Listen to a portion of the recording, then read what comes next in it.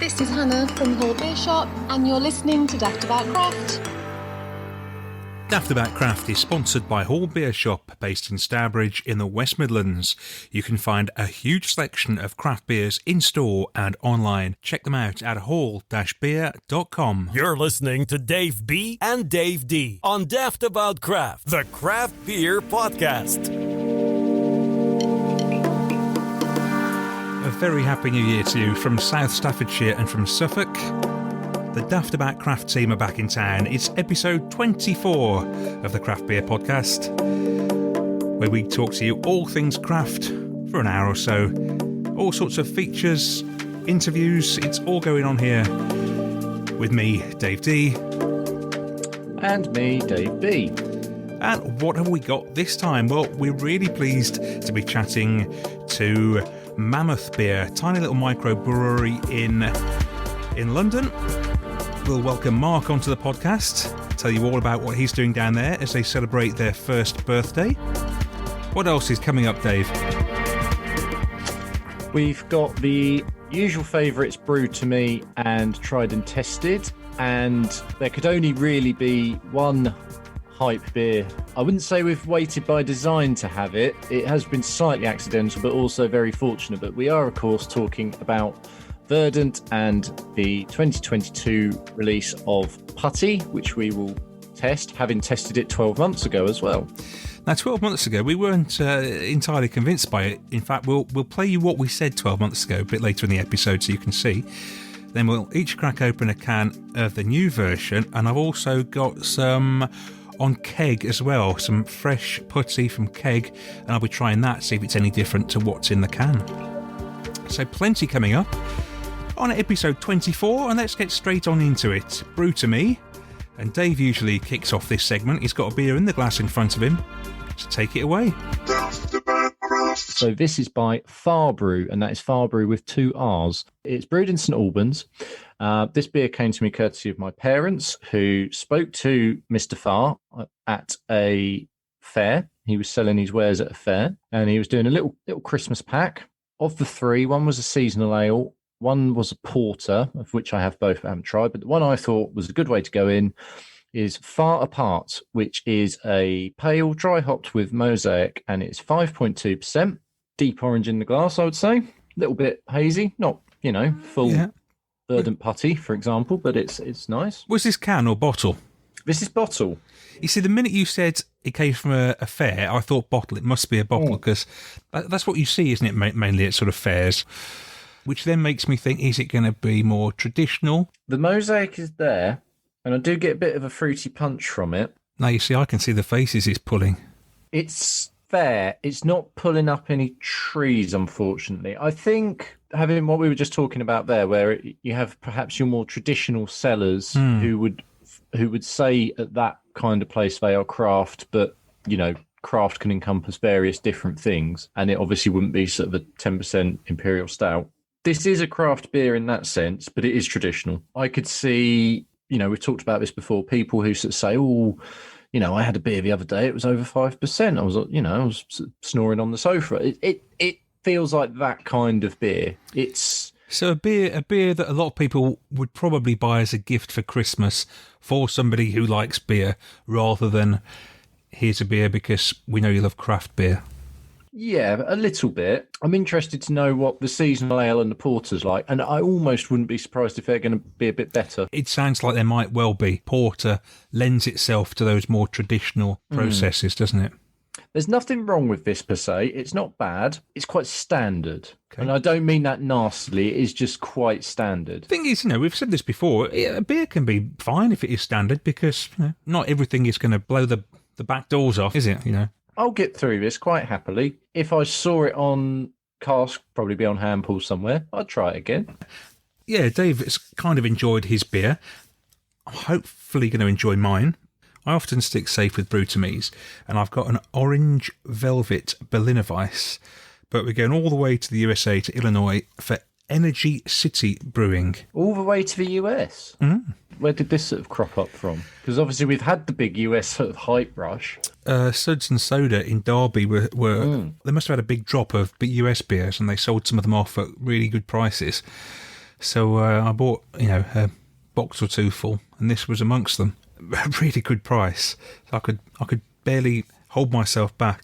This is a 6.5% fruited Berliner Weiss, oranges with white chocolate and vanilla. Okay. Which in my head, I have an idea of how this will taste. I'll be interested. Oh, it's an interesting colour. It's not the colour I expected. And for those, obviously, which is everyone who don't have visuals on a podcast, that could easily be a dipper. It's that sort of colour, yeah, it is. Such is the colour. It's that bright, vibrant, thick, hazy yellow, which I would never have pegged for a Berliner Weiss. Right, so the nose is sort of vaguely chocolatey and orangey. It is there. It's weird, isn't it? When you know what's in a beer, your brain would always pick it out. Your mind's predisposed to pick it up then, isn't it? I'll tell you what, I almost don't want It's there to got an actual head scratch. I almost don't want there to be any chocolate in it. It's maybe a step too far. So an orange Berliner Weiss here would have sufficed. Yeah, give me the orange and a little bit of vanilla somewhere, but not the white chocolate. It's maybe a step too far. I guess it's quite thick, and I guess that's where the thickness comes from. But I guess this is from America. Everything is bigger and bolder and brasher in America. Yeah, I think I've got a couple of other beers from these guys. Certainly won't put me off trying, but you're not coming down on the side of loving this. I'm not convinced. I see they've released 122 different beers. It wouldn't make me want to go and try all of them, but so just to sum up then, because obviously the white chocolate's what is getting you hung up on, and I would have thought if we were here and this was a UK brewery, let's pick. You can insert the name of your generic large UK craft brew. If they'd done an orange, vanilla and white chocolate Berliner Weiss, that's going to stand out from the crowd anyway. And it actually sounds like they've got the flavours all in there. So what's sort of the problem? I just don't want the chocolate in there. I just don't want... Okay. Does it make it too sweet then? Yeah, I think that's what it is. It's too sweet. But here's me. Look, I'm the one who's pouring out a fruited Berliner Weiss with chocolate and orange and vanilla, and I'm complaining that it's got chocolate in. I mean, it has. So maybe I'm wrong, because it is nailed in the brief there. It's just I don't particularly like it. But did it need to have a lighter touch then? Is this like they put a full Milky Bar in there? Maybe like half of it? No, this isn't a full Milky Bar. This is the 6-pack or the 12-pack. Oh, wow. It's all really sickly almost then. It's just a bit too much for me. Okay. But, we live and learn. It's good to try another brewery. Daftaboutcraft. So we join now from main man Mark at Mammoth Brewery in Hackney Wick in London. And it's a really, really good time to have Mark on, because you've just celebrated brewing your very first beer in your own right, haven't you? It's a tricky one picking a birthday, because we can go on when the company was formed, we can go on when we got the keys, we can go on when we did the first brew, we can go on when we started selling the beer. I think we'll probably end up picking a date that when we have a low in sales, just so we can have a nice bump, Yeah. But yeah, for all intents and purposes, it's a brew birthday. Now, we should tell people where you came from, because you used to work for Crates in the same area where you're based now, didn't you? Yeah, I was there for almost 6 years. Started off as a brewer and ended up as the quality manager. Before that, I was at Meantime for a year, and that was my first brewing job. So that was, going from a 10-litre plastic bucket in Peckham to 400 hectolitre tanks was a bit eye-opening. That's some learning curve, isn't it?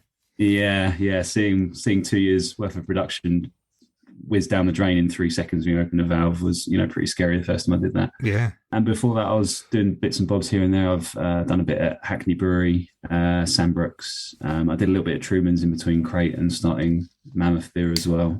Yeah, all London-centric, that's for sure. You sound like you've had a really nice, solid grounding in brewing in the London area and everything. And what precipitated you thinking, right, I want to do it all on my own back rather than working for someone else? I think ever since I started homebrewing, that was always what I had envisaged. Even when I was making really subpar homebrew and trying to force it with my friends, I was always coming up with fake brands and doing the labels myself and calling it fun names and all that sort of stuff. That was half the fun for me back then. And yes, I think it was something I always envisaged doing. Certainly when I had the interview at Meantime, Alistair Hook said, "What do you want to get from brewing?" And I said, I want my own brewery. So that was always the aim. It kind of came around maybe a bit sooner than I thought it would, due to with stuff with COVID and Crate Brewery closing and things like that, things just lined up and suddenly it fell on my lap, as it were, Now, so you were sort of, your hand was forced a little bit then. A little bit, yeah. It was either start my own brewery or move abroad. That was the point I was at. I think in the middle of COVID, I was like, I've either got to tie myself to London for the next 10 years or I've got to leave. Yeah. And yeah, I ended up stuck in London for another 10 years or 15 years, depending on how long the brewery goes on for. I don't know. But I read one feature that you did for somebody. It was when you first started home brewing. You were saying that your first brew went really well, and the next few were no good at all, and it really annoyed you. You wanted to get those second, third, and fourth ones as good as the first one. So you're a bit of a perfectionist, obviously. yeah, I think there's a little bit of that in my personality. I think another element is I'm a bit of a sore loser. So when things don't go my way, I don't easily give up. Anyone who's lived with me will see that sometimes I'll just go, I'm going to try and make some honeycomb. And if it goes well, I'll happily go, all right, I know how to make honeycomb now, and I can walk away from it. And if it goes wrong, I'll make 10 batches of honeycomb in a month, trying to get it right. And you ever tried making fudge? I did, and yeah, it was an absolute ordeal. I ended up making 3 batches of it, and it was always a bit off. And but yeah, with the brewing, I do wonder if the second and third batches had gone well, I would have just happily retired from the world of brewing. Gone, yeah, I know how to do that now. Job done. Would you have though? The amount of people we've met, it comes out in different ways, but it all sounds the same. When you find a brewery and a brewer who is committed to the quality control, and it's like, well, that was all right, but it could have been better. Who have not done those and just thought, wow, yeah, but it could be a bit better, couldn't it? And then you go back to tinker, and then you do another one, and then do another one, and then you'd probably set up your own brewery in Hackney Wick. To be honest, I'm not a big believer in sort of fate and things like that, but both sides of my family have like landlords in them, and I think there's something in my blood that draws me towards beer. But it's the thing about beer is there's so many angles that you can get hooked on it. You can get nerdy about the science of it. You can get into the maths of it. Some people are just interested in factories and processes. Some people like being physical. There's just so many elements to it. I probably would have ended up obsessed with it in one way or another anyway. And by the time I started homebrewing, me and my mate were doing like beer leagues, and we were doing our own tastings and things like that. I mean, obviously we didn't really know what we were talking about. And back then, Sierra Nevada Pale was about the most exotic thing we could get. So, it was pretty rudimentary, but that's kind of where I was when I started homebrewing. So I think I might have ended up going that way anyway, to be honest. So what is your favourite style of beer to brew? Oh, it's a tough one. I'm an absolute sucker for sour beers, and I'll be very surprised if we don't have, we'll always have at least one sour in our range, if not more. And as we develop, I'll be really keen to get into sort of more wild sours and barrel aging and stuff like that. Obviously, we're quite young, so now you're talking. Excellent. Yeah, that's really the stuff I'm into. But to be honest, I wouldn't set as a brewer, I wouldn't say we're particularly tied to any style. I'm quite kind of a big believer in doing what you do well. So I think at the minute, we'll see what people really go for, and that might inform where we go as well. But certain things I could rule out. I wouldn't say we'd suddenly start doing loads of cask beer or more traditional styles. We're not going to be brewing loads of best bitters and milds and things like that. And I would say we have done a lager, but I don't think we'll be doing 4 or 5 different lagers and really pushing that. It'll be certainly more modern styles of beer, IPAs and big hop forward flavors and big, juicy sours and fruity sours and stuff like that. I've got your Blackberry Gose in front of me, which I've opened, and it's very nice. It's very nice. It's really good. Great, that's good to hear. I love Gose. I love sours. That's really my thing. That saltiness at the end is lovely. Really good. A lot of times when you have these styles of beers, they don't hit the brief a lot of the time. A lot of sours aren't often very sour. The Goses haven't got the salty kick, but this has got all of it. It's all there. That's good to hear. Yeah, I drink most styles of beer myself anyway, but sour is something I gravitate towards. I've been to Belgium 3 or 4 times, and the last couple of times I've been, I end up taking a pack of Rennies with me because I end up drinking so much sour beer. Got to protect myself. I was looking at your website earlier, and you do regular blogs on the website. And one of your blogs is about how to measure sourness in a beer. It's hard to sort of have one big hook as a brewery now. I think that there's so many breweries, there's so many flavors of brewery and types of brewery. But a few little ways I think we're going to try and position ourselves, and it's all very natural. It's all born out of the personalities of me and my business partner Vic. We're quite sort of nerdy people, and we're quite interested in the details of it. And I think one thing that a lot of breweries have failed to really do is be completely transparent with the drinkers and just say, this is how we do stuff in the brewery. And of course, there's normally that quite rudimentary thing where you go in a bar and it will say, the malt goes in here, the hops go in here, there's the fermenter, there's the keg, but I think there's a way of doing it without patronizing people and just saying, like, we'll go as nerdy as you want to go. The more interest you have, the more we will tell you. So those blogs are sort of, they're meant to be the nerdier end of the spectrum for people who are interested in it. I don't suppose there's that many people actually reading them, but if there's 10, 20 people enjoying them, then I'm pretty happy to keep doing them, to be honest. I think I'm pretty safe in saying there's plenty of nerds in this business. Yeah, I think you'll be pleasantly surprised by how many people will actually take that and get on board with it. We're two guys doing a craft beer podcast, so we're obviously like well invested. But I don't know how far back you went on the blogs. At the minute, we ferment a lot with Kvike yeast. I saw that. I remember when Kvike first became commercially available, I read about it and was just like, oh, this sounds like really, really good. Too good to be true almost. And experimented a little bit with it. And then when I realized this kit had become available, one thing I knew about the kit was the cast out temperatures were really warm for ales. And it was always a bit problematic, especially in summer when the water from the tap's warmer and all that sort of stuff. Yeah, just kind of thought, well, Kvike's a nice solution because we're a small brewery we haven't got loads of fermenters, we've only got 3 fermenters. So the turnover time's quicker, pitching rates less, so you put less yeast in. And that's not a money saving thing, that's just an efficiency thing. Mm-hmm. So you can brew more beer with less yeast. Yeah, it ferments fast. And for me, I've read a few things where people say, oh, Kvike gets a bit of some people don't like the character, but I haven't really drunk lots of Mammoth beers and thought, oh, this is very like Kvike-y. I'm not sure if I'm saying Kvike correctly, by the way. I should probably. But we're never sure how to pronounce it. Kvik in the past, but so does that mean then that what you're saying essentially is a lot of Mammoth beers are brewed with Kvik, however you want to call it, yeast? Apart from the lager and the duality that goes. That's fascinating then, because I know what you mean when you say that people think it can be a bit of a strange profile, and also it can be a bit too dominant. But I would never have guessed that this pale had it, which shows a light touch. And I have found beers I've enjoyed with Kvik in have been when it's been given sort of a bit of a lighter touch, and I've always then considered that's a sign of a good brewer. There's some other bits as well, like Dave and I talk about Galaxy hop as well, like that. Well, I'm actually split between the camps because I really love Galaxy, but I do find it quite oniony. It's you've got to be delicate with it to get the right level, because it does quickly run away with you. And I have had other people's Kvike beers where I thought, yeah, there's this really strong character to it. But my sort of theory on it is that the first time you use it, when you buy it dry, it's more dominant, that character, and the more you use it, the more it sort of tones down. And the thing, I don't know how much you guys read up on Kvike, the history of it is where they would dry it by the fire and leave it for like a year. This is why it's crazy. I read about it 2 or 3 years ago, and this guy, I think the blog is called Lars Garschol, and he's like a guy who he basically goes around Eastern Europe finding all these indigenous yeasts.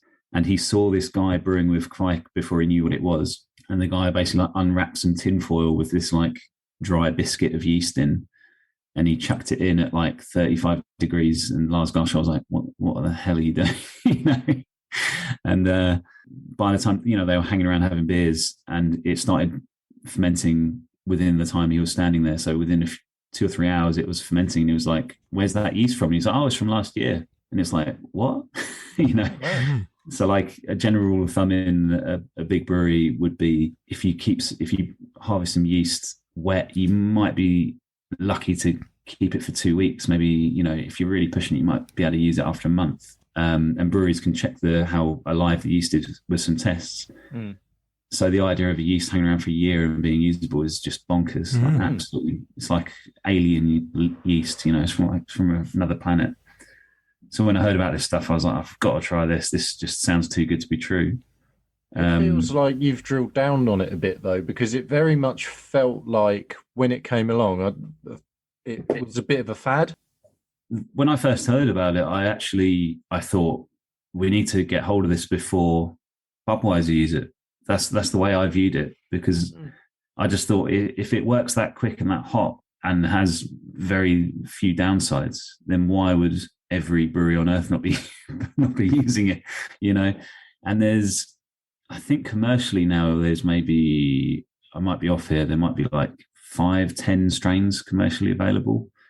But this Lars Garshol guy, he's got like another 20 strains that he's isolated from all around Scandinavia and Lithuania and Russia. And there's ones available now you can make quite convincing lager with.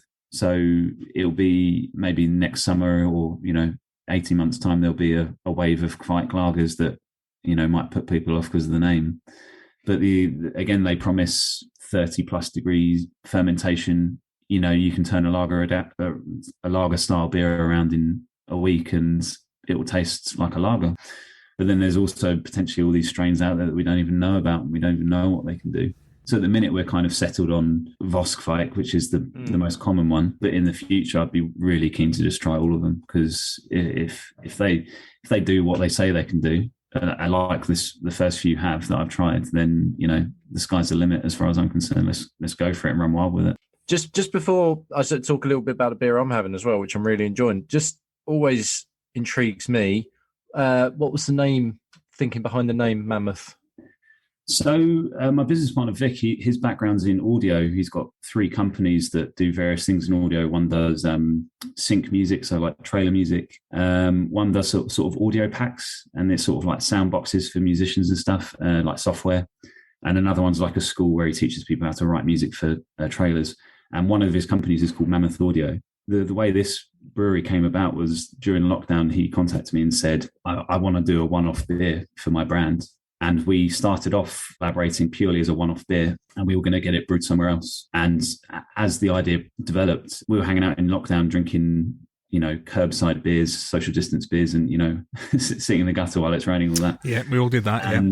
Yeah, exactly. Yeah, and we were talking about this one beer, and then when the opportunity for the kit that we got came up, I straight away phoned him and said, I can get hold of this for really cheap, and it's not the best kit in the world, but it's Craig's old kit, so I've brewed on it 200-300 times, and I kind of know how to use it. Should we take the plunge? And because he'd already brought up the idea, let's not do one-off brew, let's do a brewery. And I just said, I just don't think we've got the money. And we weren't really, up for hawking ourselves around to banks and getting a big loan and taking a big risk. But yeah, getting this kit in when Crate closed, it really enabled us to open the brewery, because we got it for such a good deal. That sort of period of time wasn't very good for a lot of things, but it was good if you were up for buying secondhand brew kit. I read that kit has been used by quite a few other breweries as well in its past. I'm actually in the Pipework as a blog about the history of the kit. Oh, brilliant.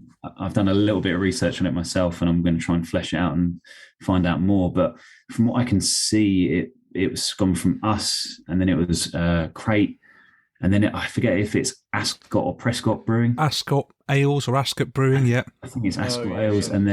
Yeah. And then you can follow it back 2 or 3 breweries before that to the early 90s. Oh, wow. From what I can tell, that wasn't the first time it was used either. Wow. So I think it probably goes back into the 80s, the kit. It's definitely a sort of old school single infusion ale kit. All the tanks that we use now as water tanks were definitely meant to be fermenters, but they're all flat bottom with just loose lids. They don't hold pressure. So yeah, I don't ferment in those. I just use them as water tanks because they're not suitable for modern brewing. But yeah, it's a very old school kit. And as I said, I wouldn't have advised anyone when I worked at Craig to buy it. But I know all the problems with it. So I thought, I think I can take this on and harness it. And I'm very aware of all its issues. So, and I can sort of incorporate that into how we brew. I wonder if there's a little bit of you that wants to make this incarnation of the kit the most successful it's been. Yeah, I guess that would be in the eye of the beholder as well. I'm sure there's someone who will remember the ales that it was knocking out in 1994 and say that was the best beer he'd ever had. We'll never know how good that beer was, to be honest, because it was. I think one of them was like a brew pub up in Yorkshire somewhere that was using it. If we can, maybe as a compliment to how we brew, I think when people taste our beer and then see the kit, they there's a bit of a distance there. And they go, oh God, I didn't realize you were brewing on this wooden stuff. You know. Does the kit have a sort of nickname or anything? Like, it sounds like it's an old faithful sort of bit heavy equipment that sort of ends. We never really had any nicknames for it. None that didn't involve lots of swear words, to be honest. But one thing that it had, which was a sort of, it wasn't done by us, I don't think, at Crate anyway. It wasn't done at Crate. I think it was done before. Every tank had, like, in big letters what it was on it. So it would say like HLT, CLT, copper, and it always really irritated me. I thought when people, obviously it's for brew tours, so they come around, they can see what's what. But I always thought it had the opposite effect, where they'd come around and say, oh, it's cute that all the brewers have to label all the tanks so they don't forget what it is. So it was literally like the first thing I did was when I bought it, I scratched all these letters off and was like, we're not doing that anymore. We're not, keeping them just wooden tanks. And I've painted all the wood black as well, to try and give it a bit of a facelift, and I polished up all the brass. So it doesn't look as haggard as it did a couple of years ago. But yes. You mentioned brewery tours there. Is that like something you did at Crate, or something you've done or you want to do with Mammoth? We did some at Crate. To be honest, we had people that did the brew tours at the weekends. I think I'll be echoing the sentiments of a lot of brewers. They're a bit of a pain in the arse if you're a brewer, because you pop in on the weekends to check your gravities and get in and out in an hour, and suddenly there's 30 drunk people going, oh, and they're all gawping at what you're doing, and you're just like, I want to get in and out. And then suddenly the tour guide will say, oh, here's a brewer, you can ask them questions. And if they catch you in a good mood, then they get the best tour because they get all the knowledge. And if they catch you in the wrong mood, they just get some grumpy brewer going, oh God. Yeah. I have done a couple of tours at Mammoth. At the minute, I've done them for friends and family and stuff, and I do really enjoy doing them. To be honest, I quite like to keep them at that stage where I enjoy doing them, and I just do them for people as treats, rather than if I start doing them, 3-4 tours a weekend, I'm going to quickly start being like, fed up of this. And to be honest, our brewery is quite small. I feel a bit. I think people would pay it. I've seen a lot of pretty average brew tours advertised, but I feel a bit bad charging people 15 quid to show them the inside of a tiny little warehouse with a crappy old brew kit. But you do have plans for a tap room further down the line, so maybe when that's up and running, then you can combine the two things. Absolutely, yeah. I think that's where you get your value for money, when you've got a nice setup and the bar sort of set into the brewery, and then you can justify it. Like the brew tour at Meantime, I don't know if you two have ever done it. It's it's probably changed since I worked there, because it was 7 or 8 years ago, but it was really good. It was a big tasting room. You were basically next to the brew house overlooking all the fermenters, and you were in this purpose-built tasting room that it had a large portion of Michael Jackson's beer collection in there that his widow sold to Meantime, or gave to Meantime or something. So you were surrounded by all these hundreds of these bottles that are 20, 30 years old. And the tour guides were full-time tour guides, so they did it really well as well. So I think, there's real merit in doing a brew tour properly. But as I said, I'm happy to do them for little and often, and do them really well when my heart's in it. But I don't want to get there behind the eyes and be doing. It sounds like whatever you do, you want to do it properly. That's what comes across to me. Not to sound arrogant, I could easily get a much better paid job that's less stressful, but that's never really what I've been interested in doing with my life. I really enjoy brewing. Anyone who's talked to me about beer for more than 10 minutes, everyone talks to me about beer for more than 10 minutes because I don't shut up, to be honest. So they know I'm passionate, and that that's just what I'm interested in. So it's kind of makes things easier if you're working hard about and doing something you enjoy. Yeah, I'm much happier doing something that I'm really interested in, and I can't help but do it properly and to the best of my ability. Well, I would say that shines through with the beers anyway. I mean, Dave, you sound like you're enjoying the goes. I've gone for Primordial, which is your 4% pale, light, hoppy, fruity on the back of the can. That's as much detail as I need. This is lovely. I could have 2 or 3 of these, probably need to have 2 nowadays, and I'd be delighted, and I'd just go to bed and I could go to work the next day and feel really good about it. This is a lovely beer. I'm glad you're saying those things, because the way we sort of designed the brewery originally, and again, we might stray from it in the future, is that we'd probably have 1 or 2 quote unquote core beers, And Primordial is designed to be the sort of bread and butter beer, the not necessarily the beer that you'd drink and go, wow, this is like a life-changing moment, but it's the beer that you'd go to the pub and have more than one of.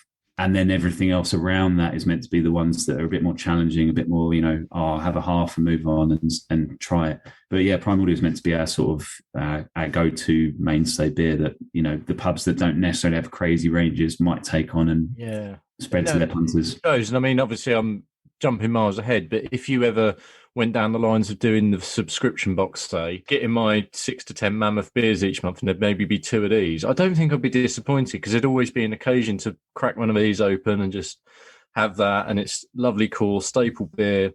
What are the hops in it, if you're able to? Citra and Simcoe, and it's quite a big dry hop. It's not like, crazy sort of Cloudwater levels for a pale ale, but it's up there. It's enough. Keeps you coming back. Yeah. Again, it's and I think there's sort of a couple of things to juggle when you're making a pale ale like that. You obviously want drinkability, but there's also like a price point issue. If you're selling a beer that's dry hopped through the nose, then suddenly, I don't, in London that'll easily start creeping up to £6-7 a pint. And if you want people to go into a pub and have 3 or 4 of them, then sticking loads of hops in is great, but it means that you're less likely to get people who go, I'll drink a skinful of that when I go out, or I'll drink 3 or 4 when I go and meet my mates. The hopping level's intentionally not over the top, but it's certainly a lot more than pale ales I've brewed at other breweries, and it's in line with sort of modern pale ales, Yeah, tastes like it. It certainly tastes like there's just that enough subtle twist that I could pick this out of a crowd a bit more than if you line up 5, 4 to 4.5, or maybe 3.8 session pales.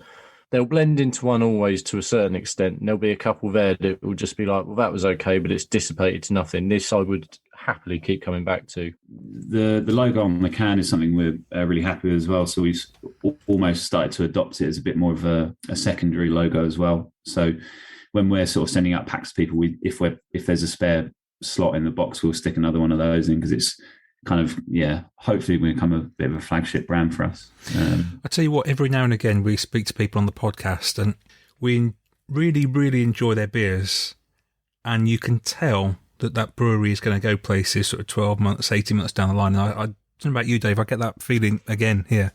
Yeah, I'm very hopeful. There's some coffee bean shades there. There's remind me slightly, even though the beers would be of a different sort of flavour profile. There's a bit of Jefferson's as well. It reminds me of. I don't know if you know they're sort of West London. As Dave says, you can get a sense from people when they're really into it and they've really got ideas and they're really passionate about it. And like the beers stand up. How are you finding that goes now? You've had plenty more of it. It's nearly gone, so it tells you how good it is. I'm not renowned for my fast drinking, but that's nearly gone, and I'm thinking, do I go to the fridge and get a bit more? No, it's really excellent. Really, really. I mean, it's only 3.9%, but it packs a lot of flavour in there, and like I said, the saltiness, it's everything you want to be in a goes is there. So if people want to get hold of these beers, where can they get them from? Direct to anywhere in the UK through DHL. So it's normally next day delivery.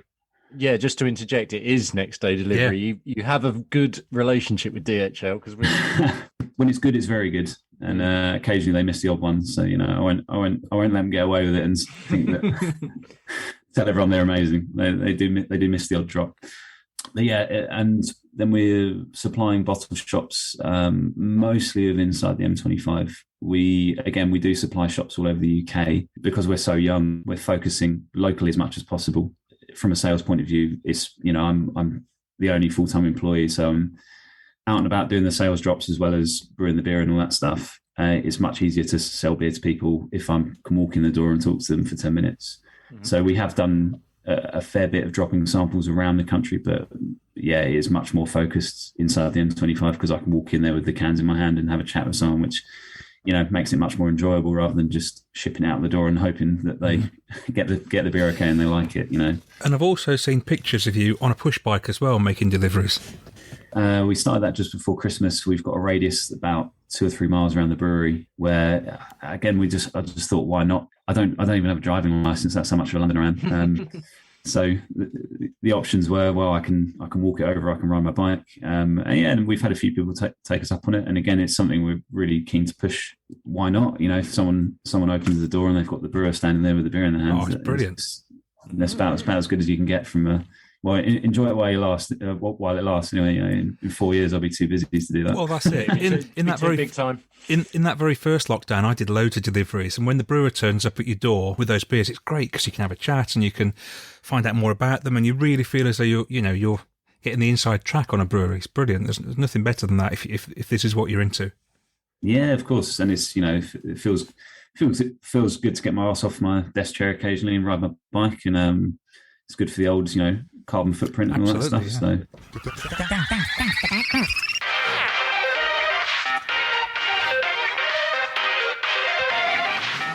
It's time of the podcast where we do the feature we call Tried and Tested, which is basically a look back at all the beers we've had since our last episodes, which is a bit longer than usual this time, so plenty of beers to choose from. We've had a good scan through everything we've logged in, and we've come up with one each. Dave, kick on and tell everybody what your favourite beer was.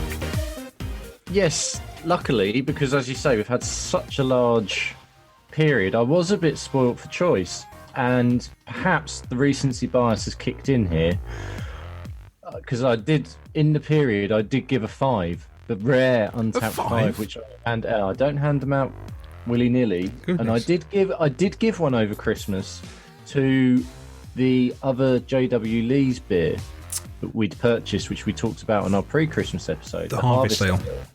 The one that had been matured in whiskey cask. That got a 5 because it was just a superb beer, but that is not my beer. My beer instead is at the complete other end of the scale, and it is a lager, and it is from Seven Brothers, and it is an apricot lager. Wow. Which sounds mad. I didn't have it first up. I was out with some friends. They had it, and they were saying, "Oh, this is really nice." And I was sort of thinking, I don't want apricot jam in a lager. That's going to be horrible. And it sort of is apricot jam in a lager, but it's not sickly. It's done with such a nice touch. I think could have had 2 or 3 of it. How strong was it?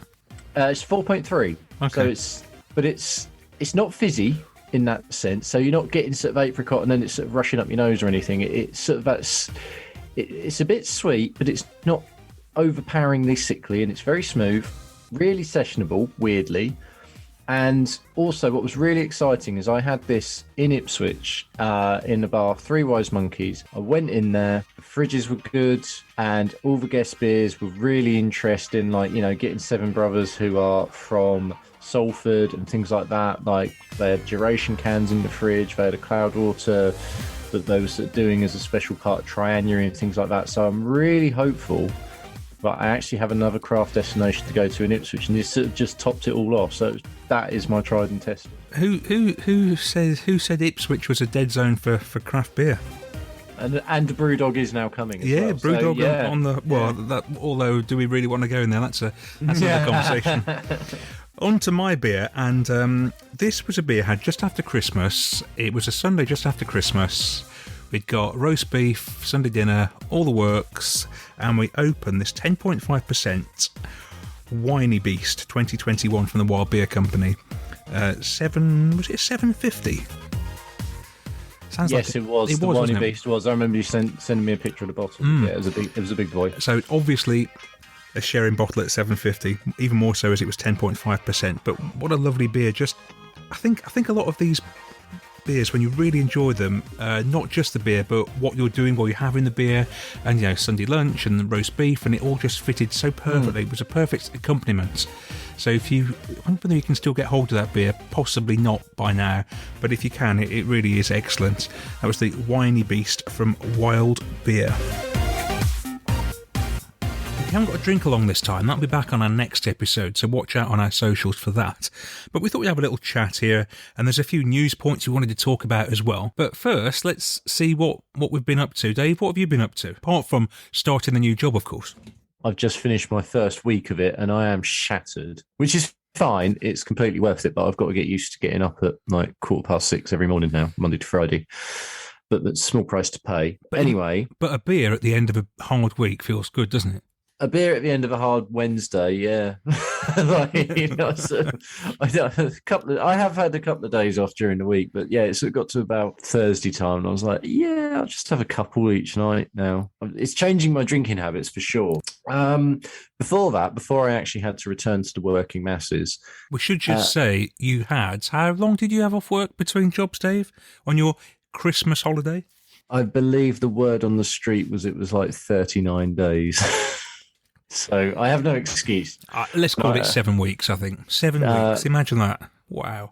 I had a lovely time, and I'm really pleased I did it. But during that time, I did manage to go out a little bit. I sort of alluded to earlier how Freewise Monkeys in Ipswich sort of looks like that's perhaps getting its act together in terms of what it's going to offer on the tap, which is great, to go with Arcade Tavern. And there's Brewdog Ipswich coming in due course, which is, depending on your view, if you've watched the documentary, which I know there's been various outcry to it, but Ipswich looks like it's starting to develop a bit more, which is really exciting. But there's also really, really good places out in Suffolk. And I have been before, but I went again a few weeks ago, and that is the Edwardstone White Horse, which is actually the home of Little Earth Project, for those who like their sours and saisons and their traditional.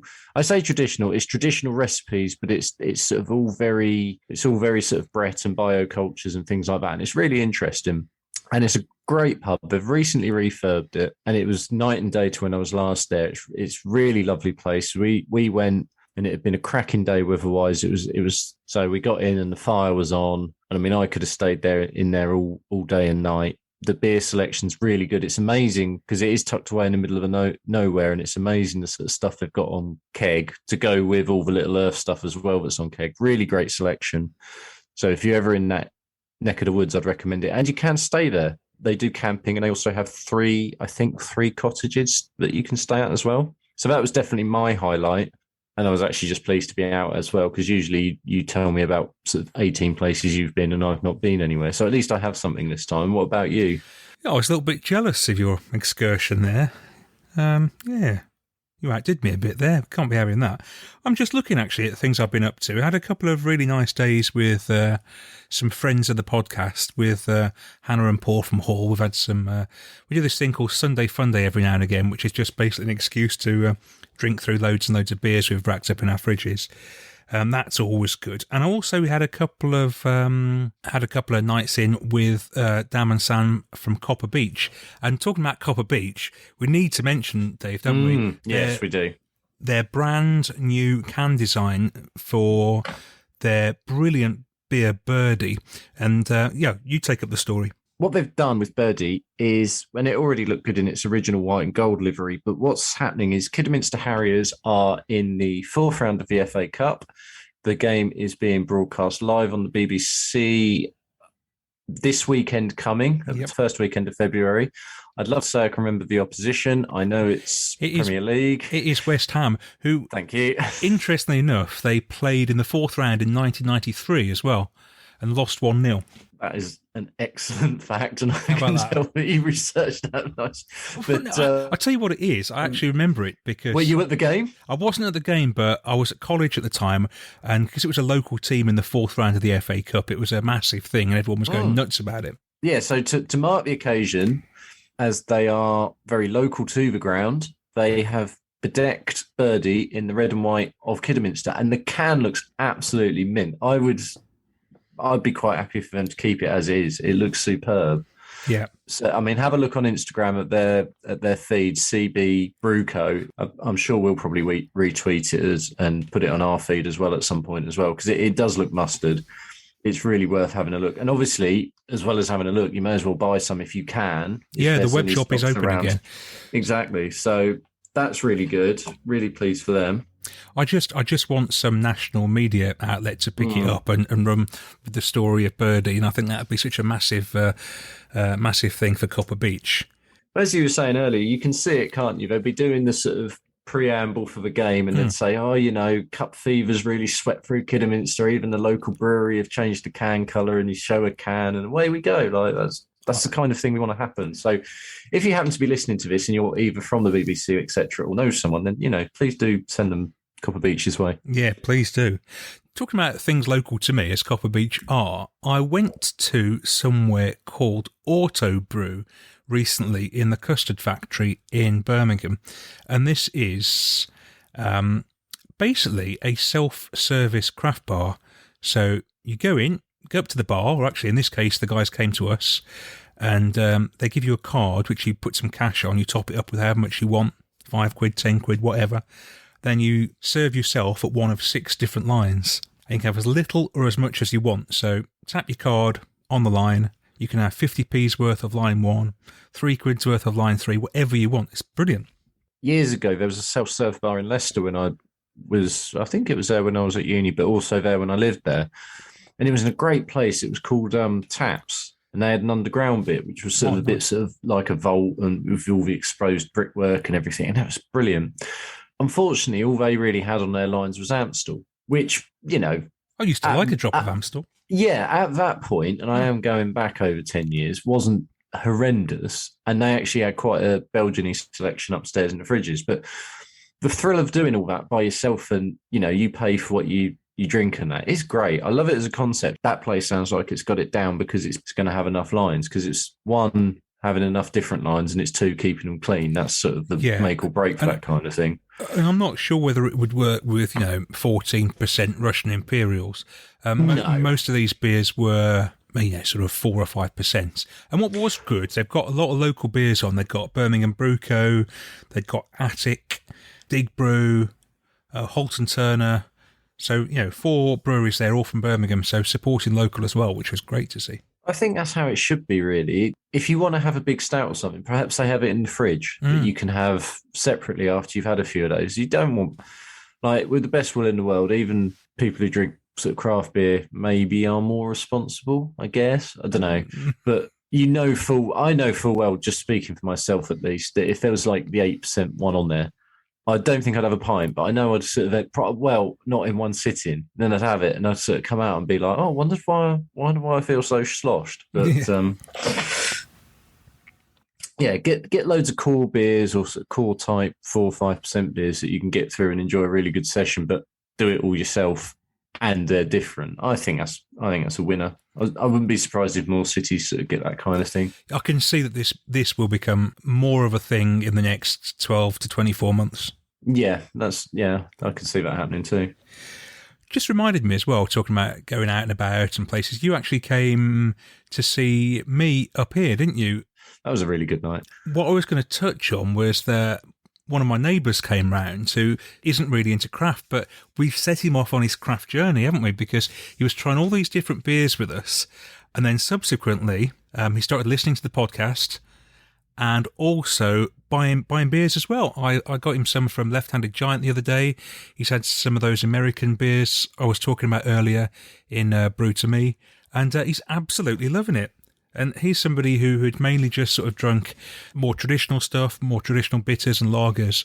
And he's really already into his sour beers and enjoying all sorts, sending me links of beers that we need to get.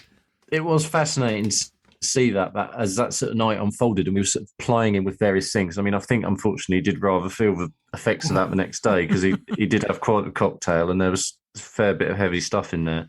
But he came down on the sour side, didn't he? You've sort of hooked him into your Church of Vault City, which is brilliant. And also, obviously, Vault City have now expanded into cans, which I don't think you're quite happy about. You see, what it is, I have so many Vault Cities. All the bottles that I have, I've started lining them up down one side of the garden. I've got sort of about a third of the way down the garden on the wall. And all of a sudden, a lot of their beers are in cans. It's going to slow down my progress to get to the bottom of the garden. Are they switching to canning then? I think it's just their lower ABV stuff that's going in cans, from what I can tell. Their sort of silly sours and what have you are staying in the bottles, which I'm pleased about. I can understand it. But well, that makes sense then, because at least you will then perhaps just keep having the really silly stuff on, which is what you want. It's going to take me longer to build the Vault City wall, but we'll get there eventually. So essentially what they've done then is sort of keep you as a loyal customer buying more of their beer, because clever. you've now set yourself up for this project and you won't stop until you got enough. So, but yeah, it's a bit weird seeing Vault City in cans when you're sort of looked at their bottles lovingly for the last 2 years, but I'm sure I'll get used to it. This is an interesting one, actually, talking about sours. I had a sour a couple of years ago from a brewery in America called Cigar City, and I see that Cigar City, along with a couple of others, including Oscar Blues, have been taken over by the Monster Energy drink for $330 million. What do you make of that? I don't really know, to be perfect, because Cigar City definitely come with quite a high reputation. That's sort of very reverently thought of, followed as yeah, exactly. And Cigar City are sort of very well regarded. Oscar Blues, perhaps a bit less so. I've had my fair share of Oscar Blues, and I don't remember being blown away by any of it, but it's fine. It's weird though, isn't it? Why such a big company like Monster would want to take over these craft beer breweries. I guess it's just having a subsidiary arm or something. I mean, the other thing as well is like you can see that that's happening over there. You can perhaps see that the shine's coming off a little bit for them, because did you see, obviously, Lion ditched Magic Rock and Four Pure, who was sort of at the forefront almost of those breweries who sort of got snapped up by these massive conglomerate types, and now they're sort of being cast back.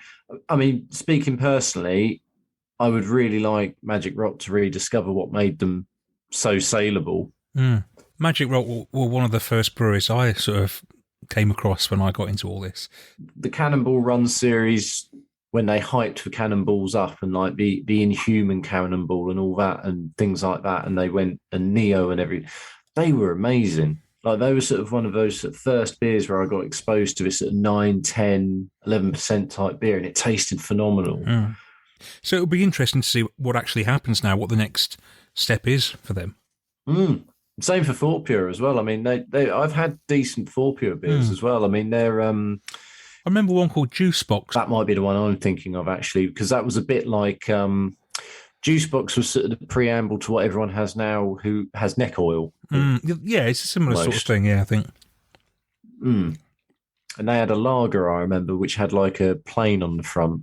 It was a big can. It was when I first had a subscription box, and it came in that. And I was really taken away with that. I was sort of like, oh, this is very different for a lager. I thought that was great. And then they now don't sort of come on the radar as doing anything of note. So it'd be nice to see them sort of getting back into the scene a bit. And talking of subscription boxes, which you just handily did, I've been sort of researching subscription boxes because it's a start of a new year and people might like to maybe try one out. I mentioned on our last episode I'd signed up for Turning Point subscription box, which is only £20 a month. And there's loads of others out there, but I had a little look, and here's some you might be interested in. Three Hills do one. They do two different ones, 6 cans or 12 cans for £23 or £46. Brew by Numbers do one, £35 a month for 12 cans. Duration have got one, £50 for 12 cans. North have got various layers of subscriptions starting at £25 for 6 cans. There's, of course, Northern Monk and their Patrons Projects boxes, which start at £30 a month for the Brethren box. Brew York have got one, that's £31 for 9 beers a month. And I see Yonder had just started one, which is £25 a month for 6 cans or £45 for 12. So really, you can pay anything from 20 to £50 a month, depending what your budget is. And I've been really pleased so far with the Turning Point one. You get your sort of staples in there each time. You've got your Disco King, and then all the new releases, they're all in there. And if you're a big fan of a brewery, it's a great way to secure each new release. You know you're going to have it because it's coming in your box each time. Yeah, I'm still on the fence as a whole with subscription boxes, just because I'm too much of a checker. And when I've done it before, I found that my fridge got clogged up with sort of the core beer, and you either love it or you end up sort of doling it out at barbecues and stuff because you just know you're getting a couple more of them come in. And yeah, that's true.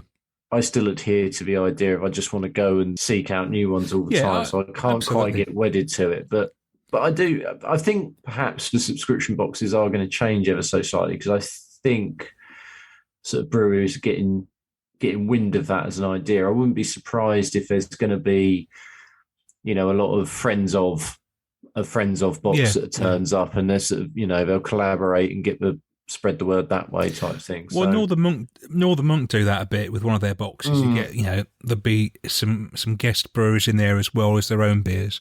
And yeah, that could be happening more. But I just think, say, I'm a fan of Three Hills. I buy most of their beers. So if you can get yourself a box each month and all those new beers are going to be in there, for somebody like me, it's great.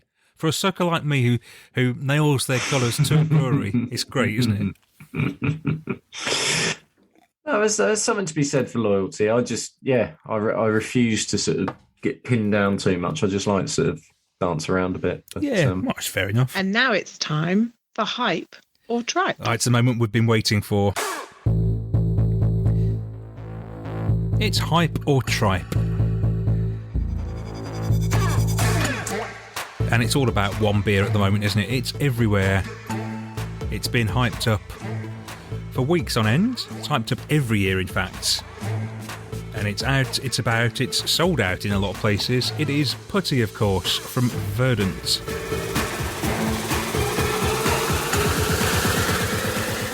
Yes, it would have been nice probably to sort of go against the grain and have something different for Hype or Tripe. But sometimes if it walks like a duck, talks like a duck, etc., you just have to go with it, don't you? Yeah, it seems like we're missing a trick if we didn't have it, didn't it? So yeah, exactly. So now, if you don't know anything about this beer, it comes out every year, has done for about 5 or 6 years now, I think. And we weren't huge fans of it last year. The reviews of this iteration have been very good, actually. The people I know who've checked it in mainly been very, very solid, right up there on the Untapped ratings. We've both got a can of it in front of us. I've also got some on draft from Hall Beer Shop. So I'll be trying the two next to each other to see how they match up. But Dave, you poured it out there. What's it looking and smelling like? It looks like an 8% dipper. As we get into this, we'll probably talk about this more, but it's quite impressive, really, from Verdant. I mean, I'd probably have more than half a dozen, but I don't know if I'd have a dozen of their beers during the course of a year. Now, I'm not one of their hugest fans, but every so often I think they do a really good beer.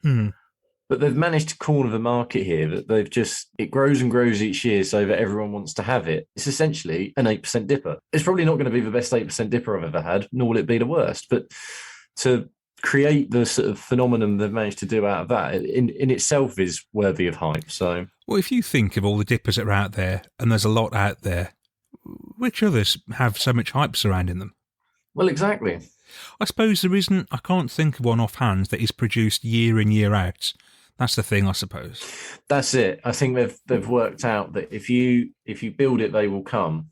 Like, you don't have any tippers or anything at the moment, do you? But I think there's some imperial stouts that I can't think of off the top of my head. But when there was a little bit for sort of persistency's Utah from Cloudwater. That's right. And I guess Siren do their the Caribbean cakes. The Caribbean cake every year as well. So the stouts, yeah, but you don't see much of it with dippers. Christ alive. The nose is massively more intense on the keg version here. Is it more fruity on keg then? It nearly knocked me out.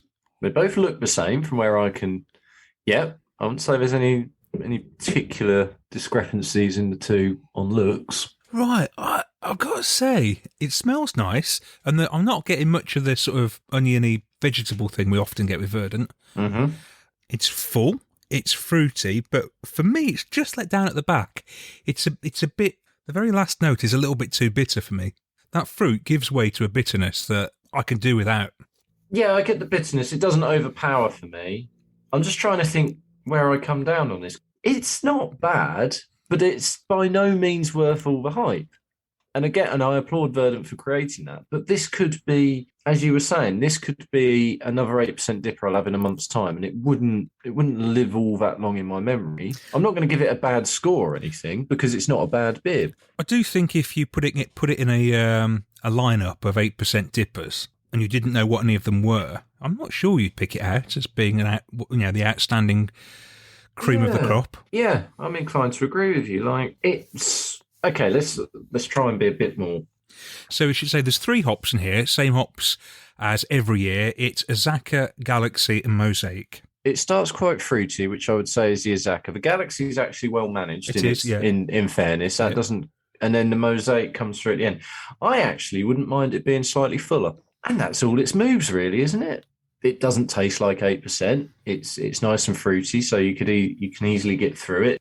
Tell you what, Dave, this seems like a good time to take a listen back to what we said about Verdant's Putty this time last year. So where do you come down on this? 2021 is less than a month old, and I'm pretty sure I've had better beers than this already this year. Okay, so that's... No, that's not to say that this is a bad beer. It's just to say that maybe it doesn't quite live up to all the hype. I've seen people saying this is the best dipper I've ever had. I can't. I think there will be better dippers than this year. Yeah, I think that is a very fair statement. And there's going to be so many others, probably from brewers we aren't even thinking about yet or aren't even in existence yet. It's not a bad beer. Is it worthy of being hyped up how it has been? No, not for me, to be brutally honest. It's a very clever... above average, but not much more. Yeah. Well, yeah, that's what we said 12 months ago. Going back to this year, there's very little between the kegged version I've got here and the can. That's good. Which is good. I guess that's testament to the way it's kept on keg at Hall, and also the cans have travelled well. They haven't lost anything, so everyone's playing their part there. If I was handed these two glasses, I wouldn't know which one was which. Oh, okay. Well, that's credit to them. And I think this one is better than last year's. I remember last year's. Yeah, I think it is. Last year's was a bit greener and it was a bit rough. It was, wasn't it? I remember. And I actually kept one in the fridge for some months, hoping that I'd go back to it and it would have changed. Yeah, it was very green. I don't think I'd call this green. No, this isn't green. I'm going to stand by my lack of body. The more I'm having of it, I just wish it was that bit fuller. And it's a little bit, because of that, for me, it's a little bit insipid. I think for me, my verdict is it's definitely not tripe because it is a well-made beer. It does what it's supposed to do. But for me, the hype is more how Verdant have managed to market this as a hype. Yeah, I mean, there is no doubt whatsoever this is the ultimate hype beer in terms of the marketing from Verdant. And it's a good, solid dipper. Whether it is deserving of that hype is a slightly different matter. And it's interesting, so I'm just looking at some reviews here, and somebody here makes a really good point saying that it's good, but it's not even Verdant's best dipper. No, I think that's fair. I've had better from them. Fruit Sidecar Exhibition would be the one that jumps out straight away. Gus as well is another one. Yes, Gus is a good beer. It's slightly better than some dippers and probably a bit worse than other ones. I wonder if more breweries will start doing this and having a beer that they issue every year at a specific time of the year. Yeah, it's really clever. And I think more breweries should tap into that as an idea of, let's find something which is successful and really gets people talking and then amp it up each year to create a little, we're all in this cult of craft beer as it is. It doesn't take much to whip people into a fervour, does it? Not at all. No, you and me are prime examples, especially me. And, you sort of, when this beer came out, you're sort of watching the socials and, that bottle shop sold out and, am I going to get it? And the fact that a brewery can do that to you and make you feel that way through their marketing is testament to how clever they are, isn't it? That's it. I mean, that shows that whoever's behind their marketing team and everything absolutely gets it and knows that how to shoot craft beer drinkers in a barrel is to do something like this, and it works. So no complaints on that front. Hype or tripe? Right in the middle. Hype for Verdant for getting it spot on how to market it and create a phenomenon where you can shift a load of units really quickly at the start of the year. I mean, that's clever. But the beer itself is just sort of down the middle for me. Seeing it sold around the country and the prices it's going up for as well because of how in demand it is. If I saw this and it was sort of coming in at, people were trying to get near the thick end of a tenner out of you for it, I wouldn't say go buy it. It's not worth that. What price point would you put on it? About £7.50 beer, I think. £8.60, but I did get 15% off. So what did you pay? I don't know. I'll have to ask. My wife bought it for me. Absolute scenes. So that's just about it for episode 24 of Daftaboutcraft. Thank you so much for listening. We'll be back in 3 weeks' time. Don't forget you can get in touch with us on our socials. Let us know what you're up to, what you're drinking. Somebody who's done that recently was Mark Ramsey from Aberdeen, and here's what he had to say about some howling hops he's been drinking recently. You know, the used squeeze series has been good, and I've been really liking the low alcohol beer 0.5, especially the berry one. That's really nice, and it's a great alternative, much like the Cloudwater sodas and the mash gan stuff, and also the Guinness one. It was really nice. And I've got one more left, the banana one. I bought, say, 7 cans. Paul got 2, it's my brother. And, you know, it's just over 30 quid, 35 quid. Good value for money. Yes, the sours are not going to blow your mind away, but if you want to try something different from a different brew that's been around the bush and is changing the way they brew, you know, they're not just doing IPAs and all that, which is great, like Boxcar. They're doing different things. And also, what I like about them is the can art. They always put, you know, people that made the beer, people in the back scene, even collaborators they put on their cans, which I quite liked, you know, that kind of touch. And it sets them differently from, you know, your Cloudwaters and Tracks. You know, when you get a Gypsy Ale beer, it stands out in the crowd. So yeah, of all of them, I would say I would go for the low alcohol free one, and then the ale one was quite nice last night, and the berry one, good value, mostly 375s. You know, the body's pretty good in both of them, but if you are going to go for alcohol free beer, I would go for the mash gan collaboration softball one. Chewing gum raspberry with vanilla is a fantastic beer.